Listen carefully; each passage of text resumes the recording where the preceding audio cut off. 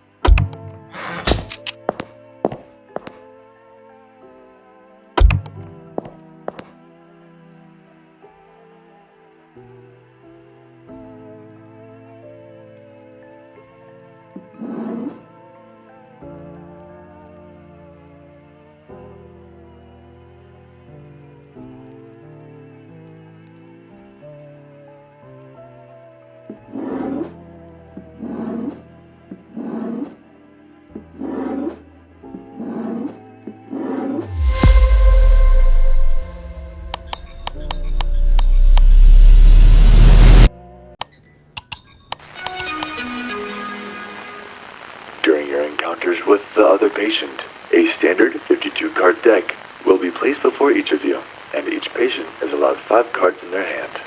Luckily for you, since you're the challenger, you'll always start first. All revealed cards will be moved to the discard pile off to the side. You will only be able to redraw once you've used all the cards in your hand. Of course, and your deck won't be shuffled until all cards have been sent to the discard pile. In each deck, there are 31 safe cards, 16 death cards, and 8 joker cards. Drawing a safe card allows you to pass your turn with no consequences. But if you draw a death card, you will unfortunately have to relieve yourself of one of your fingers. Additionally, for your convenience, there will be a monitor keeping track of the amount of death cards currently on the table. If 3 jokers are drawn, an execution will begin. Whoever draws the 3rd joker has the option to choose either themselves or their opponent to have their current hand scanned. If you choose yourself, your hand will be scanned for death cards. If you have any death cards, they will be removed from your hand. If you do not possess any death cards, when you perform this action, one of your fingers will be singularly removed. The same is true for your opponent. Should you win the game, you will be returned to the game board. Should you lose all your fingers within an encounter, You will permanently lose 2 fingers and return to the board. This procedure is still a work in progress after all. Regrettably, if you permanently lose all your fingers, you will no longer have the opportunity to be a part of this wonderful project, and you will be retired. Any fingers you collect from your opponents can be kept and traded for items in the item shop, the location of which is noted in blue on the game board. You can see your collection of fingers in a jar located in the game board room cabinet. In case you need to hear this message again, please feel free to replay it from the phonograph located in the game board room.